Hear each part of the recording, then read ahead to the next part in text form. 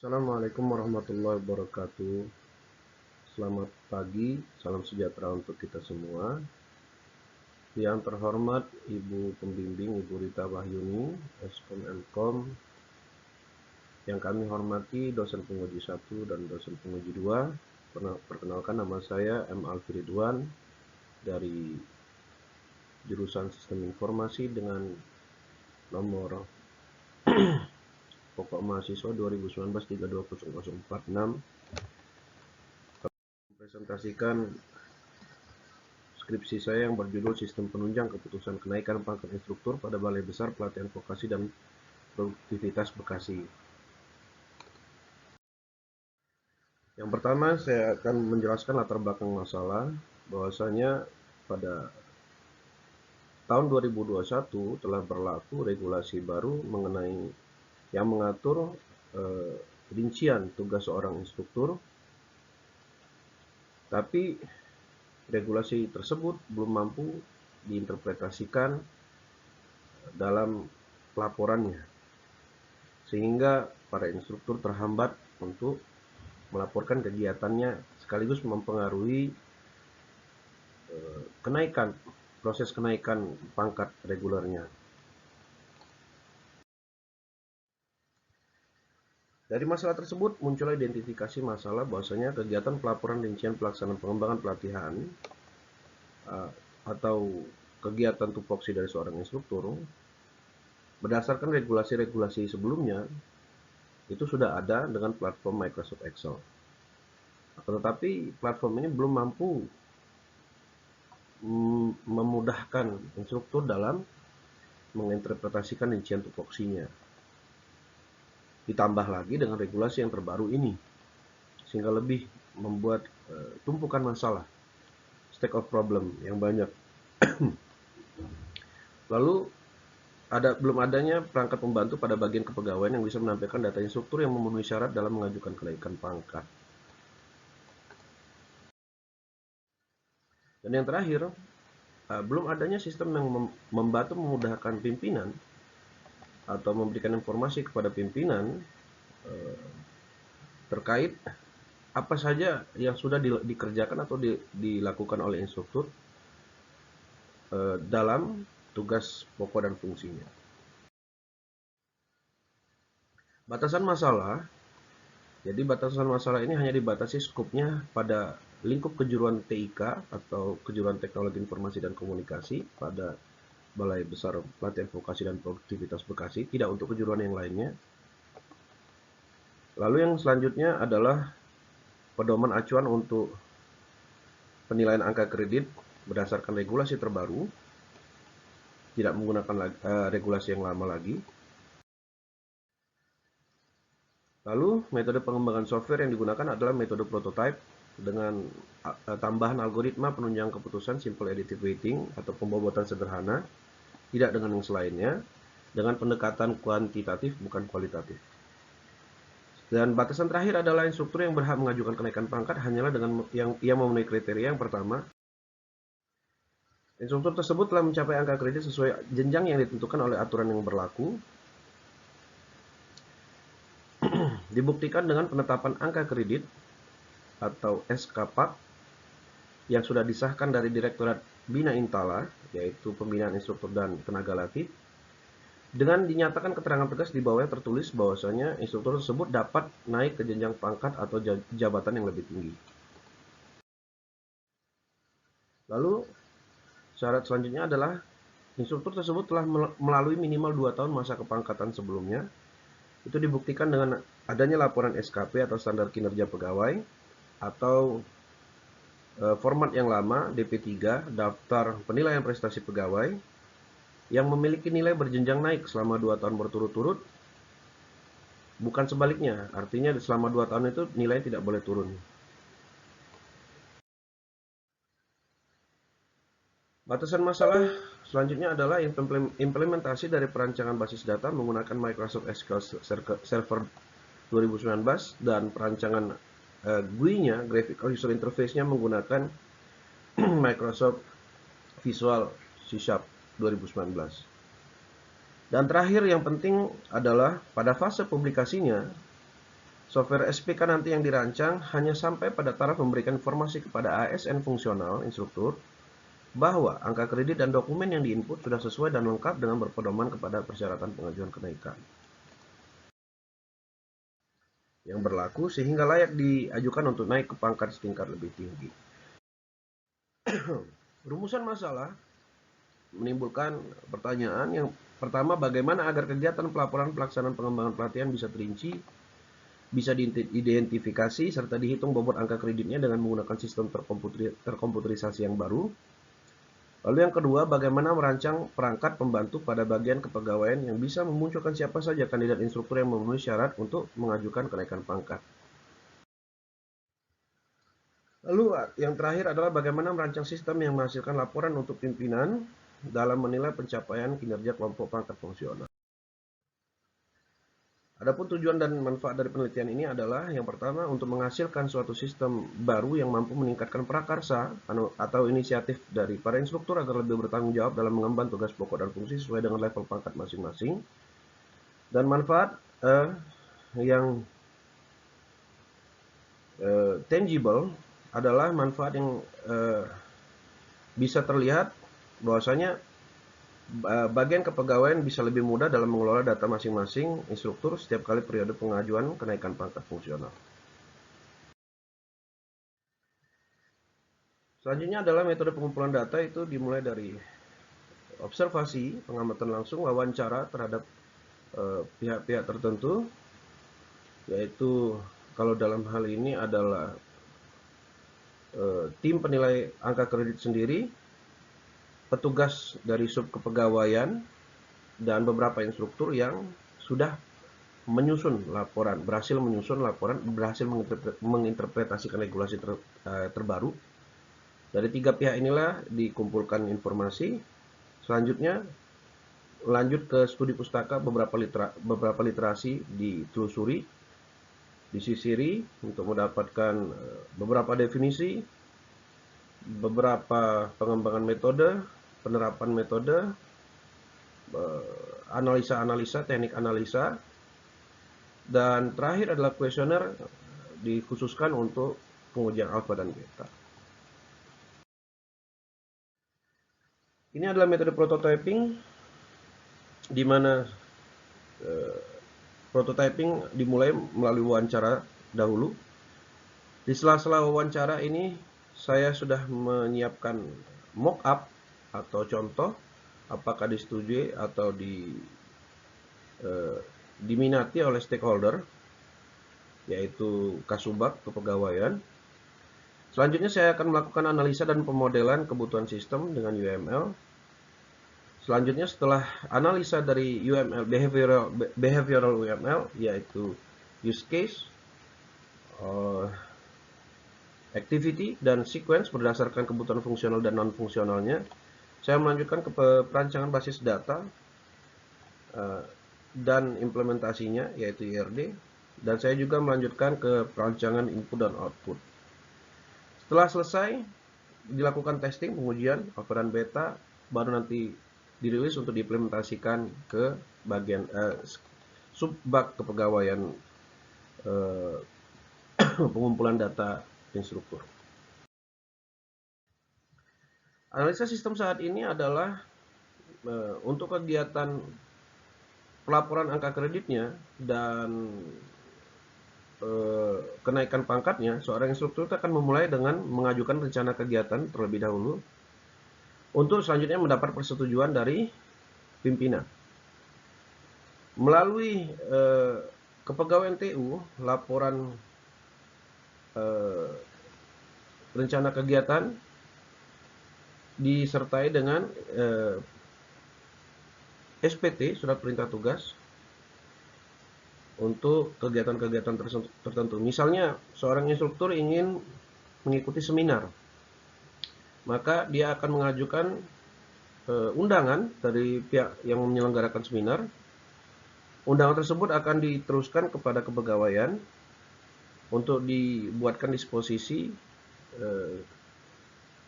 permohonan mengikuti atau izin untuk mengikuti kegiatan seminar, lalu disertai dengan permohonan SPT Pimpinan nanti menandatangani form SPT, surat perintah tugas.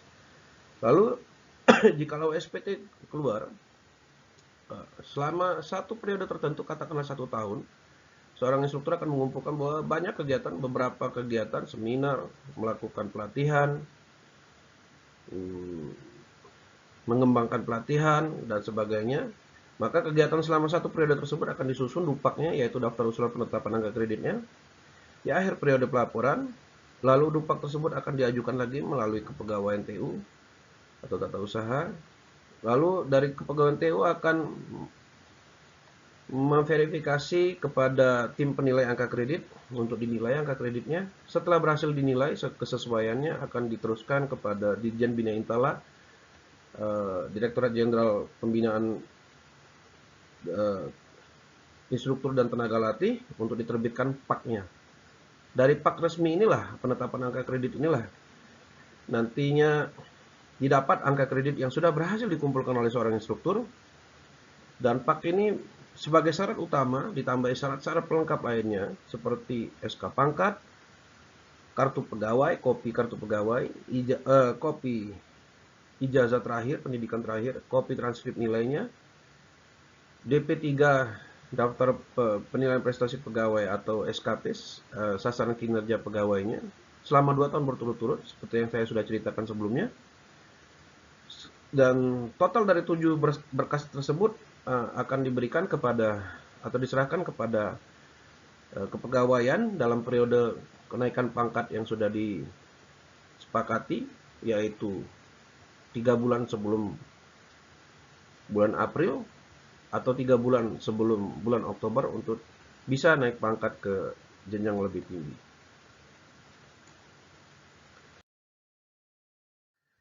Ini adalah analisis SWOT dan TOWS pada Balai Besar Pelatihan Vokasi dan Produktivitas Bekasi. Ada kelebihan, kekurangan, kesempatan, dan ancaman. Secara garis besarnya saja, maksudnya kelebihan itu dari BBPVP adalah infrastruktur, sarana prasarana, latar belakang pendidikan instrukturnya sudah bagus, ini kelebihannya. Dan program-program pelatihan yang dibuka sudah di bawah standar SKKNI atau standar kompetensi kerja nasional Indonesia. Kekurangannya, masih banyak terdapat instruktur yang belum kompeten dengan bidang atau program tertentu. Dan analisa kebutuhan pelatihan yang masih bias atau ambigu. Analisa kebutuhan pelatihan ini untuk menyesuaikan antara demand dan supply. Apa yang dibutuhkan pihak industri sebenarnya dalam hal pembekalan tenaga kerja atau workforce, sementara apa yang diberikan atau dibekali dari Balai Latihan Kerja atau lembaga-lembaga pelatihan kerja LPK itu masih belum matching, sehingga harus ada TNA, Training Need Analysis, untuk menyesuaikan kebutuhan antara demand dan supply. Selanjutnya itu kekurangannya adalah sarana dan prasarana peralatan pelatihan yang cepat sekali usang. Jadi mungkin sekarang memiliki PC pada lab masing-masing dengan kemampuan prosesor Core i7 tipe 7700. Nah, sementara kebutuhan untuk Metaverse 2-3 tahun lagi sudah Core i9 seperti itu. Cepat sekali usang. Kesempatan dapat diraih, opportunities, yaitu karena posisi BPVPP ini dekat dengan kantor pusat atau kementerian, sementara ini sebelum dipindahkan ke ibu kota negara baru, maka pengurusan berkas kenaikan jabatan lebih mudah terrealisasi. Itu adalah kesempatan yang pertama. Kedua, memudahkan proses kegiatan vokasional. Karena posisinya persis di tengah area industri terbesar se-Asia Tenggara, yaitu Jawa Barat. Posisi Bekasi dekat dengan Kabupaten Bekasi, dekat dengan Industrial Park seperti Egypt, MM 2100, dan Karawang, Tangerang, dan sebagainya. Lalu kesempatan yang lainnya adalah satu-satunya unit kerja yang dekat dengan area industri seperti yang sudah disebutkan sebelumnya, dan pemanfaatan sosialisasi program pelatihan dan platform medsos terbanyak. Sudah dipasar atau disosialisasikan melalui Instagram, Facebook, YouTube, ada lagi Twitter. Adapun ancaman adalah regulasi yang sangat cepat sekali berubah, dan cepatnya perubahan regulasi tersebut mempengaruhi perubahan iklim dan sistem. Juga rotasi dan mutasi pejabat yang sangat cepat juga menyebabkan sama iklim budaya kerja pun berubah-berubah. Kepala BLK itu hanya bertahan paling lama 2 tahun, 1,5 tahun. Juga sekarang ini eselon 3 yang berubah menjadi nama koordinator, eselon 4 subkoordinator itu cepat sekali dirotasi. Berubah lagi iklim kebijakan di Balai Besar Pelatihan Vokasi dan Produktivitas Bekasi. Dan ini adalah win-win solution. Ini adalah analisa TOWS. Jadi perpaduan antara kelebihan dan kekurangan, serta kesempatan dan ancaman. Yang pertama, untuk jabatan fungsional tertentu dengan latar belakang pendidikan yang baik, itu sudah bisa memanfaatkan pendidikannya sebagai poin angka kredit yang besar. Jadi kalau untuk D3 itu 60, angka kreditnya S1 itu adalah 80, seperti itu. S2 mendapat tambahan 50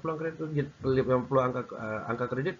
Seharusnya instruktur sudah bisa memanfaatkan angka kredit dari melalui pendidikan ini lebih cepat. Dan sebenarnya di Bekasi itu banyak kesempatan beasiswa di luar negeri maupun dalam negeri yang bisa dimanfaatkan oleh para instruktur untuk melanjutkan jenjang pendidikan yang lebih tinggi, lebih baik lagi.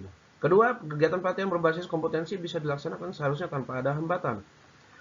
Ketiga, jumlah peserta kegiatan harusnya meningkat dari yang sebelumnya karena jumlah industri yang luas tadi.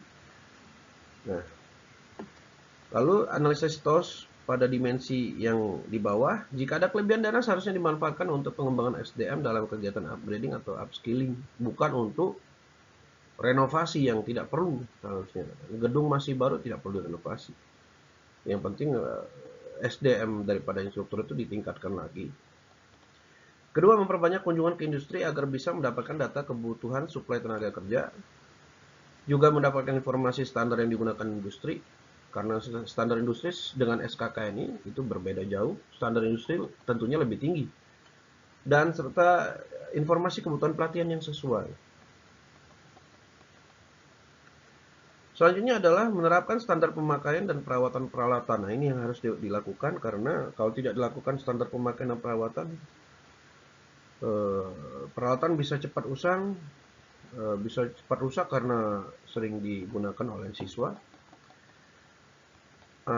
Adapun di dimensi yang di sebelah kanan sini adalah kelompok jabatan fungsional tertentu atau instruktur seharusnya membuat kelompok duta wicara, paguyuban bahasa lainnya, agar bisa mengkomunikasikan kegiatannya, kepentingannya dalam tanda kutip dengan pihak struktural atau pihak manajemen.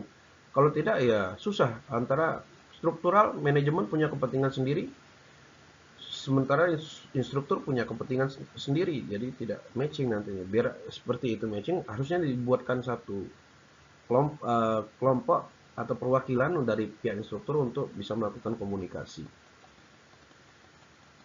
Selanjutnya adalah pedoman kebutuhan pengadaan barang atau peralatan hanya mengacu kepada apa yang diamanahkan oleh aturan SKKNI. Jadi kalau di SKKNI-nya tertulis unit-unit kompetensi yang harus dicapai dan bahan-bahan apa saja atau peralatan apa saja yang bisa digunakan untuk pelatihan, ya itu saja yang dipenuhi atau dicapai. Jangan membuat pedoman pengadaan sendiri seperti itu ya. Jangan membuat penyerapan anggaran sendiri yang sebenarnya tidak sesuai dengan SKKNI seperti itu. Untuk dimensi yang di bawah ini, instruktur harus tidak bergantung dan bisa mandiri dalam mengupayakan kegiatan pengembangan SDM dalam kegiatan upgrading atau upskilling. Jadi seharusnya instruktur itu bisa mencari informasi sendiri. Sebagai contoh misalnya bisa mencari, kalau untuk software engineering bisa mencari pelatihan sendiri di informasi pelatihan sendiri, misalnya di Brainmatics, maksud saya Brainmatics seperti itu, atau di coding seperti itu ya. Sehingga tinggal dicari informasi pelatihannya, seminarnya atau short course-nya, lalu silakan ajukan. jangan tidak artinya tidak pasif instrukturnya ya. Kejar bola dan mendapat informasi dan ajukan saja ke pihak kepegawaian dan kepala BBPVP untuk di ACC atau di approve kegiatan tersebut diikuti. Selanjutnya, instruktur diharapkan dapat melakukan pemetaan industri yang sesuai dengan supply output pelatihan. Ya, artinya bisa tahu kemana instruktur outputnya nanti kemana setelah pelatihan ini. Misalnya untuk desain grafis, dia tahu bahwasanya outputnya nanti untuk industri percetakan. Jadi bisa dikomunikasikan lebih lanjut dengan pihak-pihak stakeholder yang bisa menerima misalnya kegiatan pemagangan atau bahkan penyaluran ya, seperti itu, sehingga tidak hanya terhenti sebatas pelatihan saja. Lalu instruktur wajib membuat laporan tentang keadaan peralatan, sarana dan prasarana. Jadi instruktur pun yang bisa mengontrol sendiri workshopnya, tidak mengandalkan toolman atau office boy atau tenaga honorer yang mengerjakan pelaporan. Baik, sesuai dengan analisa kebutuhan fungsional dari sistem, maka muncullah perancangan UML, use case diagramnya, bahwasanya ada aktor yaitu admin kepegawaian, dia adalah aktor tunggal dengan kebutuhan fungsi-fungsinya. Ada pertama memasukkan data nominatif instruktur, fungsi kedua memasukkan data angka kredit berdasarkan SPT dan PAK berdasarkan surat perintah tugas dan penetapan angka kreditnya. Jadi yang pertama tadi adalah data nominatif instruktur dikumpulkan dulu, siapa-siapa saja ASN atau PNS yang dengan jabatan fungsional instruktur dimasukkan dulu, dikumpulkan dulu berdasarkan dikelompokkan berdasarkan pangkatnya masing-masing. Lalu nanti angka kreditnya akan dimasukkan juga, artinya tupoksinya, tugas pokok dan rincian pekerjaan mereka, job desk mereka, job description mereka dimasukkan juga. Itu berdasarkan surat perintah tugas, riwayat surat perintah tugas mereka dan penerbitan PAK-nya yang sah. Selanjutnya adalah memasukkan data berkas syarat kenaikan pangkat. Jadi ada 7 berkas yang menjadi syarat kenaikan pangkat. Yang pertama adalah kartu pegawai, kedua adalah SK pangkat terakhir, ketiga transkrip nilai,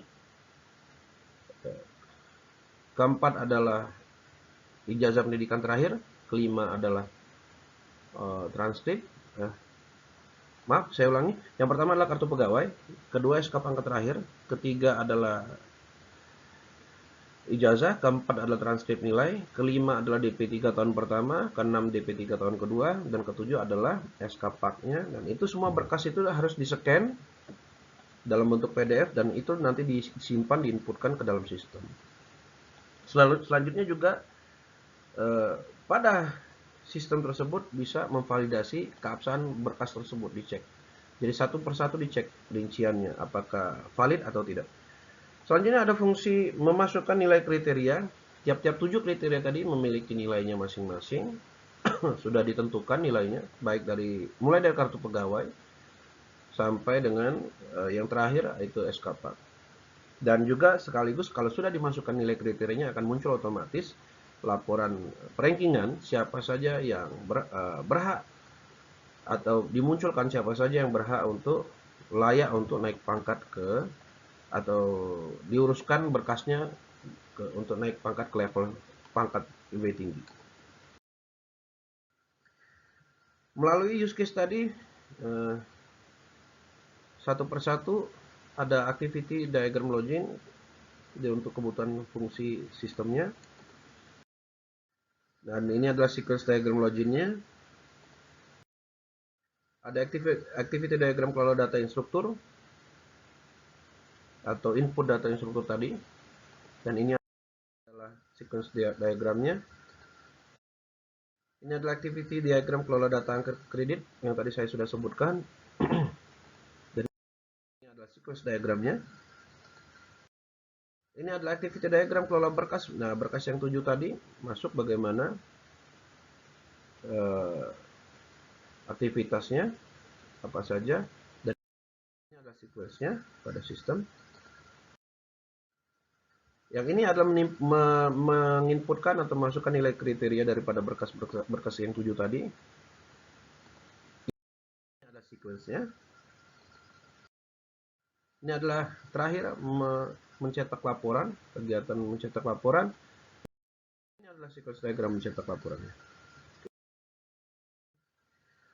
Untuk perancangan IRD-nya saya menggunakan versi James Martin, menggunakan software Lucidchart. Ada sekitar kurang lebih 18 tabel. Selanjutnya ini adalah implementasinya. Ini form login. Ini adalah menu utama, main menu atau menu induk. Ini sub menu memasukkan data instruktur. Ini adalah sub menu memasukkan rincian tupoksinya. Ini adalah sub menu memasukkan berkas dan validasi berkas. Dan yang ini adalah memasukkan input kriteria dan rankingan.